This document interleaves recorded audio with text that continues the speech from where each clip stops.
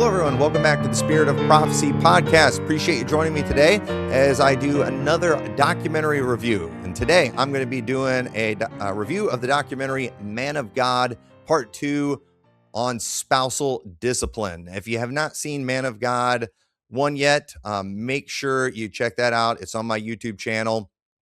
Go watch that. But you're definitely going to want to watch episode 2. If you thought episode 1 was good, hang on to your hat, man. Episode 2, it's going to blow you away. Way more powerful, way more impactful. If episode 1 was emotional for you, episode 2 is really going to mess with you.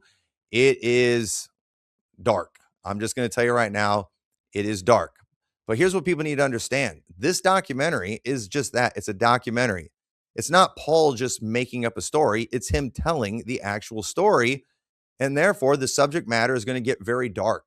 And it is going to be very emotional. And there's going to be things that are said on here that I don't like. I'm sure it's stuff that Paul doesn't like. But it's what was said. It's what happened. And this isn't like Netflix or Disney where we get to gender swap, race swap, all those kind of things. Some of the characters who are a part of this story are some pretty bad characters. And the new IFB is trying to spin it as though we're promoting trannies and things like that. And that is just a distraction. That is ridiculous. No, the fact that there is one of those as a part of this documentary is because they are a part of Anderson's story. We just all need to understand and come to grips with the fact. And I think this is what Anderson is struggling to come to grips with, is the fact that his empire was exposed not just by a woman, but also by a dude dressed like a woman. The woman being his daughter, and the dude dressed like a woman was actually two dudes dressed like women. Really showed who Anderson really is. And so understand the content it's going to be very emotional. I do not recommend you watch this with your children around. The subject matter gets very dark because it's going to show things said by new IB pastors, things said from pulpits, things said in podcasts, things that I don't want my kids hearing about, things I don't want my kids knowing about. But it's a documentary. It's what happened. It's not making up a story. This is a terrible, terrible story, but it is one that needs to be told because people need to be warned. And if you know anybody in the new IFB, if you know anybody that's being influenced by the new IFB or thinking about following the new IFB, you need to make sure they watch this documentary because it does a good job of showing it for what it really is and just how depraved they truly are. Now, and so understand too, when it comes to this documentary, it doesn't, one of the criticisms that it keeps getting from the new IFB is it will take lines from maybe one of Anderson's kids or somebody in there and act like that's what we're promoting. It's like, no, this documentary is giving the testimony of Anderson's 4 oldest children. Of course, there's some things that they say that I don't agree with, but it's what they said. And I think that's interesting. I think it's interesting hearing from the fruit of Anderson, hearing from those who witnessed Anderson's terrible behavior, those who experienced it and had it, the abuse inflicted on them. And so, of course, I don't agree with everything that's said. I don't think the filmmaker agrees with everything that is said, but it's what was said. It's not him making up a story. And so I do appreciate Paul making this. And I just want to say too, while I'm very bashful about asking for donations for things, I'm not when it comes to Brother Paul and his documentaries. If you can give towards this project, I know it would be a big help and a blessing to him. He needs your support. I'm going to leave a link in the description to where you can donate directly to him. And do not be afraid of the new IFBs and precatory prayers and all the thousands of curses they've been calling down on everybody. I understand if you were a part of that movement and if you were in one of those churches, I can understand after being manipulated for years and experiencing all that spiritual abuse and manipulation, how there could still be some fear left over. But you need to conquer that. You need to get over it. Any control they ever had, it was only in your mind. And go ahead and release yourself from it. And if you are afraid of your name being slandered or maligned, you can give anonymously. And that would be fine. That would be great. It is my personal opinion, and this is my personal opinion. Listen, folks, I'm just Tommy McMurtry. I'm not the pastor of the world. I'm not the conscience for the world. This is just me giving my opinion. And I'm not Steven Anderson. If people don't agree with my opinion, I'm okay with that, and I don't care. I personally think if you ever were a part of the new IFB, you ought to want to be on record as standing against it. I'm thankful for all the pastors who have publicly called out the wickedness of Anderson and the wickedness of these teachings of spousal discipline and others things in the new IFB. This is good. And let me just say this too, and pastors who have been a part of the new IFB, if what I'm about to say bothers you, understand you still have some PTSD left over from your time in the new IFB. What I'm going to say should not bother you in any way, shape, or form, okay? I am not Steven Anderson. I do not want to replace Steven Anderson in your life. But let me just say, too, I think pastors should be publicly supporting this film. I think they should be promoting it. And I wish they all would have been interviewed for it. And I know some were, but I wish more would have. But at the same time, while that's my opinion, I'm allowed to have it, and I'm not mad at you for disagreeing with it. I understand where you're coming from. I understand a lot of this stuff went down a couple years ago, and you want to move on. I get that. And I feel the same way too. I want to move on. In many ways, I feel like I have moved on. However, I have committed to supporting Paul's film. And you don't have to do that, but I have. And I have ignored so many accusations this year. I have ignored so many dumb things preached, just foolish behavior. And it's hard because a lot of that it would just be great entertaining content because that movement's just getting so ridiculous. But at the same time, it's like, they're losing relevance more and more all the time. And I don't want to get too sidetracked with all their nonsense, but I do want to support Paul's film. And again, if other pastors don't want to, they'd rather move on. I'm not Steven Anderson. I'm still your friend. And I genuinely am not upset with you at all.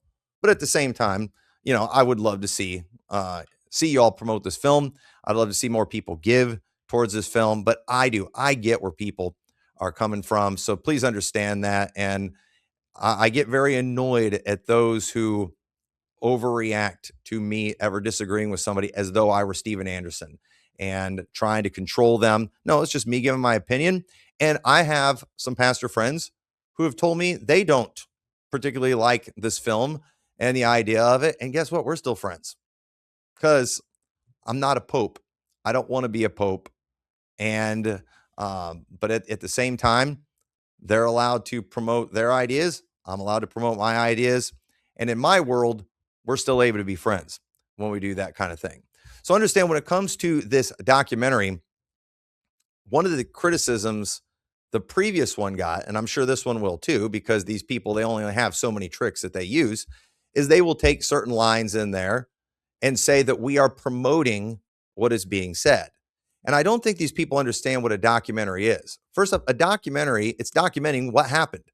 This documentary is giving the testimony of the 4 oldest children of Steven Anderson. And of course, some of the things they say, I for sure don't agree with.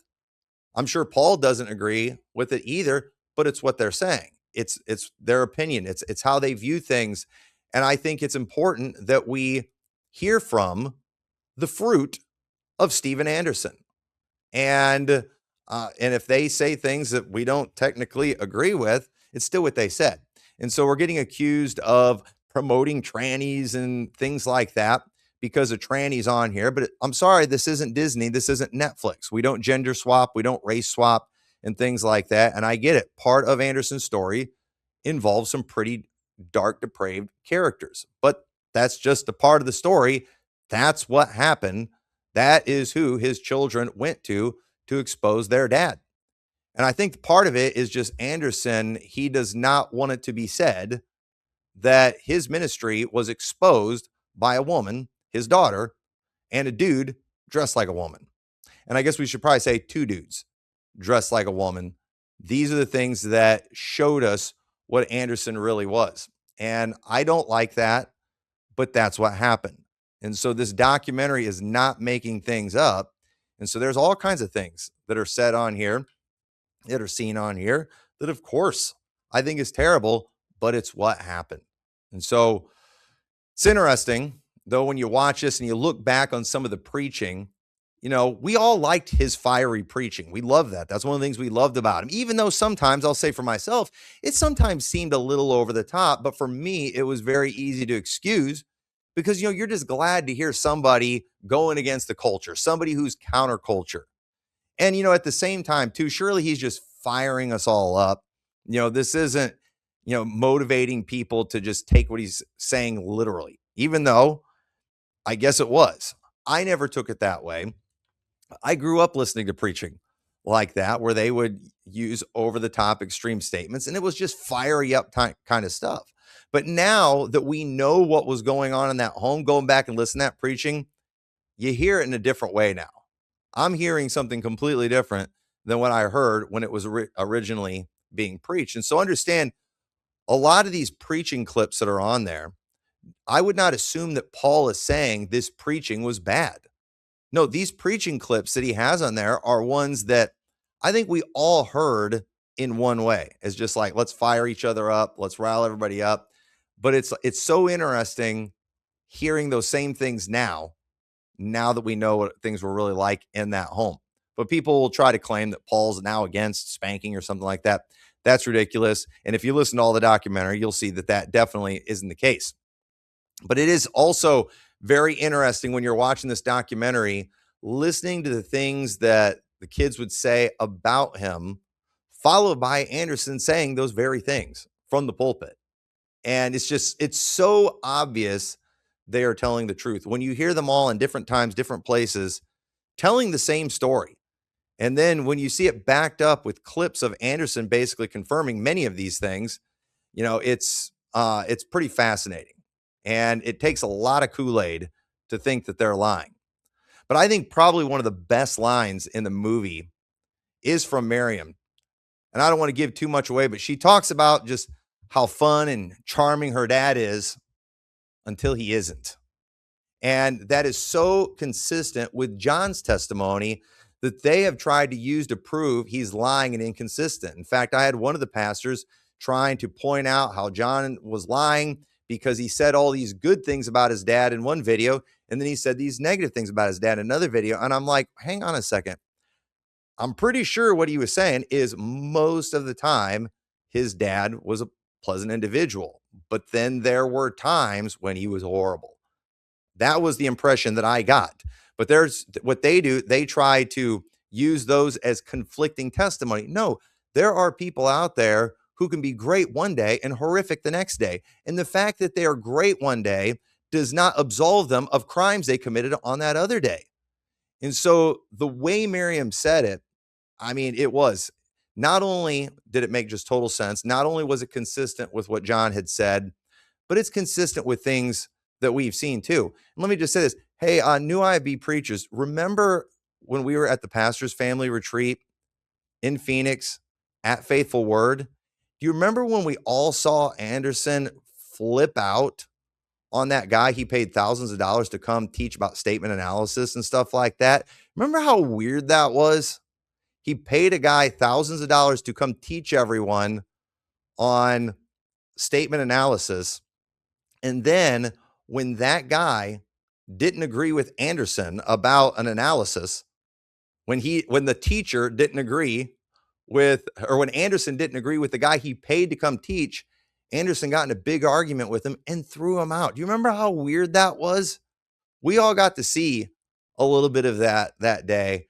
And then he started in that rant bringing up stuff in the past that he had said to his wife.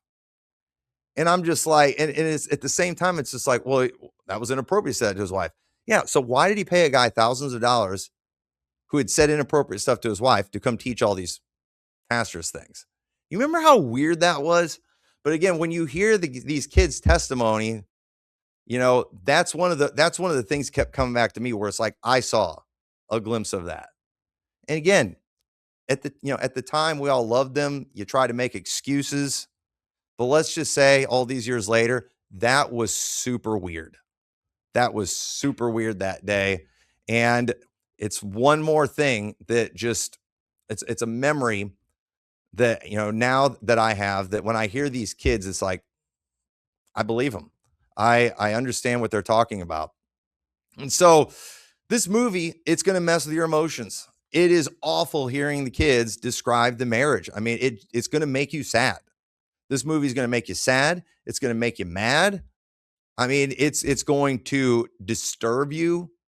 You're going to feel all kinds of negative emotions when you watch this film. And I'm just putting this warning out there because most people, their how they feel about things or how they respond to things is based on what their emotions are. We're not very fact-based people. We're very emotionally based people. And you are going to be emotionally bothered by many of the things that you see on this documentary. But here's what everybody just needs to understand. While this stuff is going to make you feel terrible, you just have to get a hold of the fact that this is a documentary showing the reality of Anderson and the new IFB, and it is one that should make you feel all these terrible emotions. And so be prepared for that.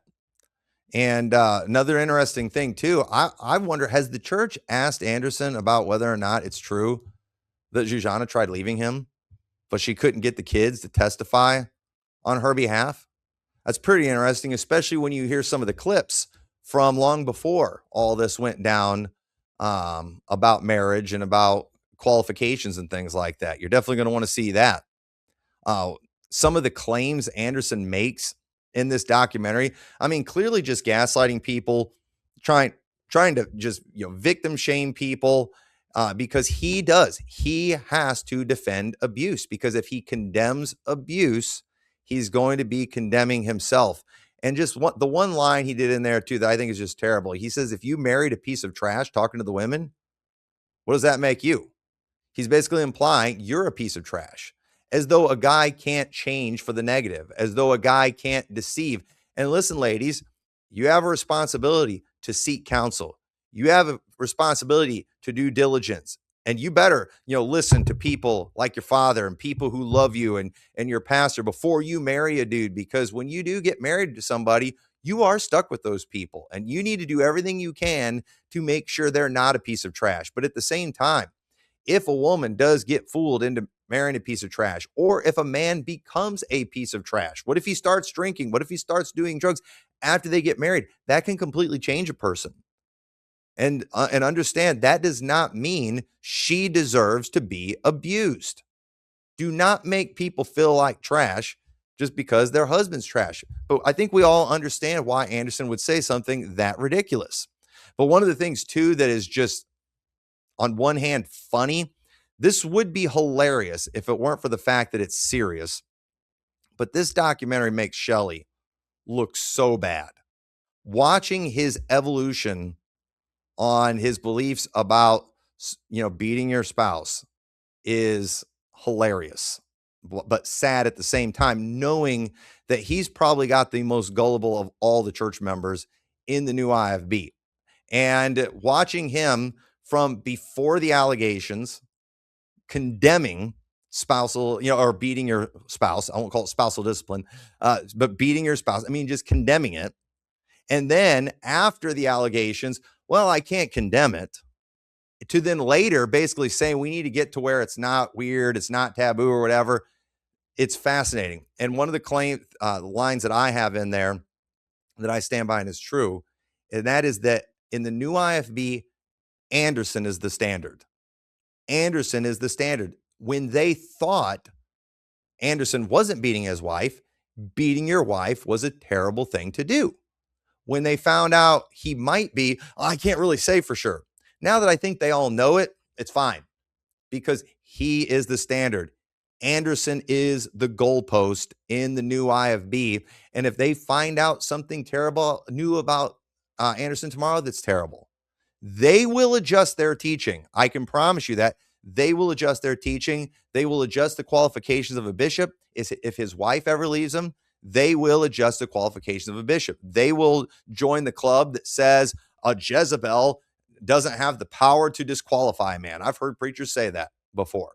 And what they'll just do, they'll declare his wife a Jezebel and say that he's still qualified because it's America. And if we lived in a righteous society, she would be stoned. And so it's not his fault. He's still a man of God. He can still be a pastor. And just, I'm telling you right now, he's never going to step down because of disqualifications. He's already proved that. And any new information that comes out, any new sins that get exposed will not change that fact. There's no doubt about on that. They will just evolve with Anderson because this is an Andersonite cult at this point. And so watching those preaching clips before and then after, it is hilarious. Watching Ben the Baptist evolve right with them in every single step. It is funny. It is really funny to watch. You definitely are going to want to see that. But the damage control that's going to have to come from Shelley after this is going to be off the charts. The railing is going to be like never before. The accusations against myself and everyone else are going to become more extreme than ever. It's going to be crazy. And so just be prepared for that. I think the damage control is going to continue to get crazy even before the documentary comes out. Even this podcast will probably set off some damage control like we've never seen before. And let me just say, when it comes to their damage control, it has provided great content from the documentary, just proving everything that it is claiming. And so Shelley for sure is the gift that keeps on giving. But listening to them too, and so the inconsistencies of these people too is fascinating. Listening to them do the my wife's body, my choice, that she can't say no, I'm the authority, happy husband, happy life, all that kind of stuff. But then when they're talking about spanking your wife, if it's consensual, if they're consensual, and even Anderson from the Pulpit talks about what they consensually doing or whatever. It's like, wait a minute, I thought you were the authority. Why does she have to consent if you are the authority? So again, you cannot be consistent when you are in error. But what they're doing is they're using this politically correct consensual term, because in the sodomite world, for example, and just in our world of immorality, in a world where people are against the Bible that has limitations on what people can do sexually, our world has changed the standard to it's all fine as long as it's consensual. You can't condemn things outside of marriage or anything like that as long as it's consensual. That's the magic word that our world uses. And I think it's interesting how they are using that magic word when it comes to something that, of course, is socially, frowned upon. And of course, biblically frowned upon. It's fine as long as it's consensual. Well, you got to pick.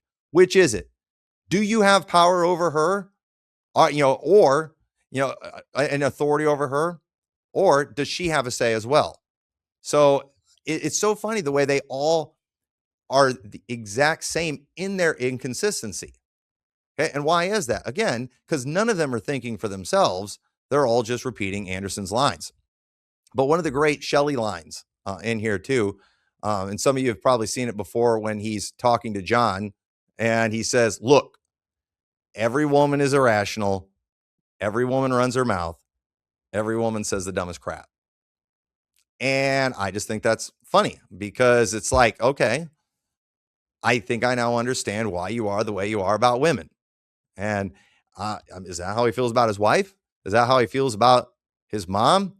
I find that very interesting. Is that how he feels about Jujana, which is the one that John was talking about when Shelley said that? So apparently, this woman who has a blog trying to help other women on motherhood and being a wife and all these other things, Shelley thinks is irrational, runs her mouth, and says the dumbest crap. So I find that pretty interesting. I think that's why we know why he doesn't really like this older women teaching the younger women. If they want to learn anything, just ask your husbands, because older women say the dumbest stuff. And so it's Shelley, man. I hope he keeps doing more damage control because it will provide great content. But this documentary, And this is another area too, where you're going to become very uncomfortable when you're watching this, because this documentary shows the depravity of this movement. And when you hear them with the nonsense of her body, my choice, happy husband, happy life, when you hear them describe marriage and a wife as virtually nothing more than a sex slave who can't say no to anything. And then when you hear Bruce Mejia, go on the Hodge twins and basically justify and declare a disgusting act that I don't even want to mention on this podcast, and kind of give the green light on that, it is beyond disturbing. And it's so interesting because, again, when people have to ask if something's okay, it's probably because they instinctively know it isn't okay. And yet when they asked Mejia about this disgusting act, Mejia, he quotes a verse, but it was very interesting. He added a word to it. He added a word to this verse, and he said, marriage is honorable in all things and the bed undefiled. Well, that's interesting. Marriage is honorable in all things. It's interesting how he added in all things rather than marriage is honorable in all and the bed undefiled, meaning that which applies to marriage, things that are actually a part of marriage, that when it comes to that which is natural. And of course, when it comes to the act between a husband and a wife, that is natural. It is fine. But when you're talking about unnatural things, when you're talking about things physically that are not how God designed us, but yet what our perverted, depraved world likes to do to just corrupt people's minds, to pervert them, and then to listen to him, to get on there and to justify that, and knowing that he just gave the okay on this disgusting thing in a movement where a woman can't say no, in a movement that teaches that women basically consent to everything when they get married. And so he basically gives the green light to people within that movement to force a disgusting, unnatural act on their wife. And you, well, as long as it's consensual. So is that what we're going to go with? Because that's probably how they'll spin it. Well, you can't condemn it if it's consensual. Okay, fine. But which is it? Does she have power? Does she have authority? Or does she not? There is no consistency in their world because you can't be consistent when you're in error. So listening to all that preaching on top of Mejia giving the green light, on a big platform to something that perverted is very disturbing. And I can't even imagine what makes you think it's okay to just publicly talk about that kind of stuff. It's like, I can't even repeat it. It's so disturbing, but I'm just going to tell you right now, that clip is on the documentary. And I would say that's a very good reason to not watch that in front of your children. It is very disturbing. I'm uncomfortable even listening to it. And he sure seemed fine talking about it on a national platform. So it's very disturbing. And that's kind of how groomers are. Groomers, they like to introduce you to things. They like to talk about perverted things. They're always testing the waters to see what they can get away with. But the new IFBs have just been getting away with stuff for a long time now. When a preacher gets up and he's saying the F word in the pulpit, what's he doing? He's seeing what he can get away with. When they say these extreme over the top things, they're testing their audience. How much are these people going to put up with? And when you put up with things like that, it emboldens them. And so it just continues to get worse in that world, and it's not going to stop. It is going to continue to get worse until people stand up and prove that they have a spine and they call out this wickedness. And the fact that I'm saying this right now, all this is going to do is going to cause them to double down and stand even stronger on their right to just unnatural behavior. And because these are sick, twisted people who pretend they're not, because they're always talking about the sodomites and how bad they are. So don't fall for it. Okay. I hope, you are still not that much under the influence of Kool-Aid. So, but it's also interesting watching Anderson gaslight his people, just accusing us of telling women they can just defy us and do whatever they want. And what's interesting, he's claiming that's what we're telling people, while at the same time, our wives are doing what we want. And so are our kids. So I don't know where it's coming from. See, because we are condemning a barbaric, wicked, unbiblical, ungodly behavior, Anderson is trying to convince his people that's the only way to get things done, and that you're a feminist if you don't agree with. While in the meantime, he has no control over his household, while ours are doing fine. So again, it's just, who is left in these churches that's listening to this stuff? And then listening to him say, too, on one of the clips, to stay out of his business.